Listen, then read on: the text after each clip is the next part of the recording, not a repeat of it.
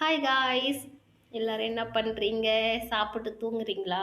நான் இப்போ தான் காய்ஸ் சாப்பிட்டு தூங்க போகிறேன்.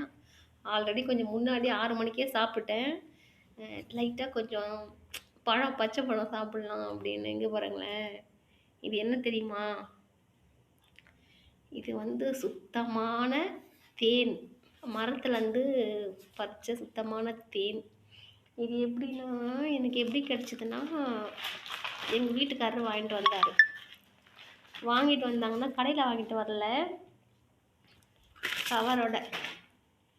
தெரியுதுங்களா? இது வந்து திண்டுக்கல்ல இருந்து, அந்த ஊர்லேருந்து மரத்தில் பறித்து, அவங்க தெரிஞ்சவங்க பறிச்சிருக்காங்க போல இருக்கு, வாங்கிட்டு வந்தார்.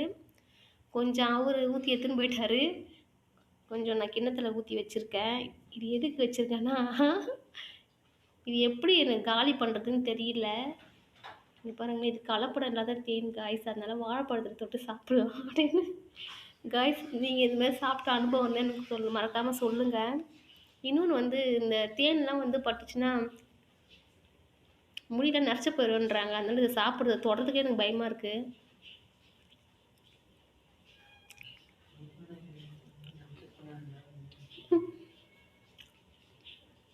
நல்லா டேஸ்ட்டாக இருக்குது.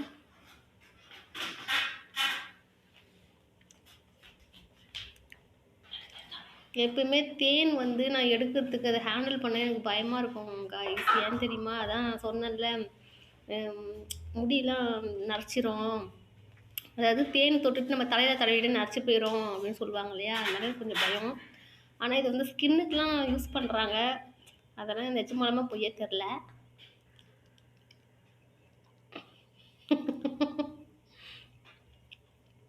பப்பி இது கொஞ்சம் பிரித்து கொட்டுறி.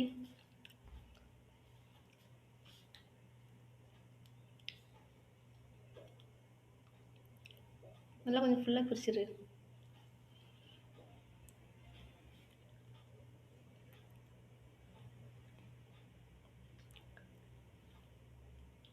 தேன் வந்து அளவாக தான் சாப்பிட்ணுமா? எங்கள் வீட்டுக்காரர் சொல்லிட்டு போயிருக்காரு காய்ஸ், தேன் வந்து அளவாக தான் சாப்பிட்ணும், அதிகமாக ஓவராக தின்னிட்டுன்னா அது உடம்புக்கு பாய்சன் ஆகிடும்னாரு. அது நிஜமாலுமே இல்லை, என்ன பயமுறுத்துறதுக்கு அப்படி சொன்னாரா தெரியல.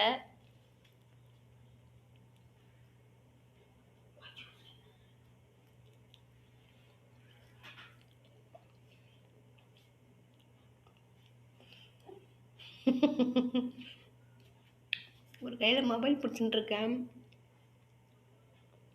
வழுக்குது.